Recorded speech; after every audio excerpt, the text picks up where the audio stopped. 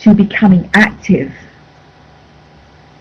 And you know, it's very tempting these days to be a consumer. Even a lot of people I know who are on a conscious path or on a spiritual path, their consuming takes a different form. It may be not so much that they're consuming material goods anymore, and maybe quite critical about people who consume material goods, but there's still this constant search going on, and this constant taking a little bit from here and a little bit from there. So there's so many wonderful things now being offered on the internet, so many wonderful teleclasses and courses, and many of them are free, and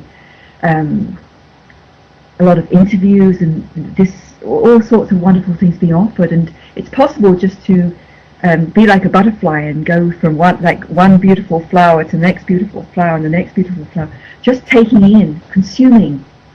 This is a form of spiritual consumerism, and that's fine, because you know, it's wonderful to know what's happening and to be inspired.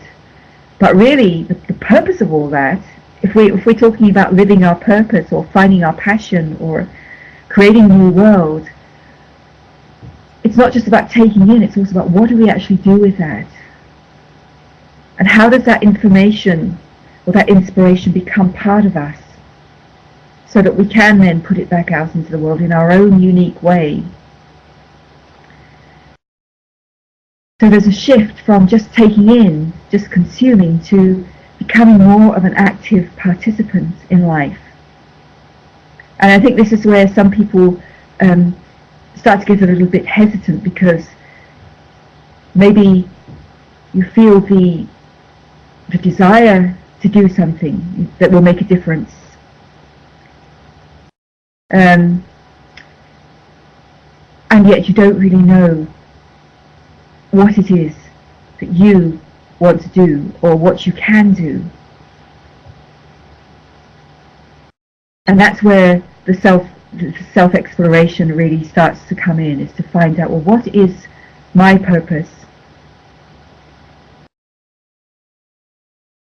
And so often when we start to look for what our purpose is, we're kind of looking for something very specific.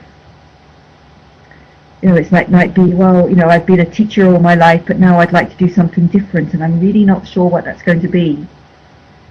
I have a friend who was he was a maths teacher for about 40 years, and he knew that he was really unhappy, that he wanted to do something else, but he spent probably, I mean, he wasn't probably a teacher for 40 years, but maybe 30 years, and then he spent another 10 years not knowing what it was he wanted to do next, but feeling very unhappy. And then I just heard the other day that he's become a published poet.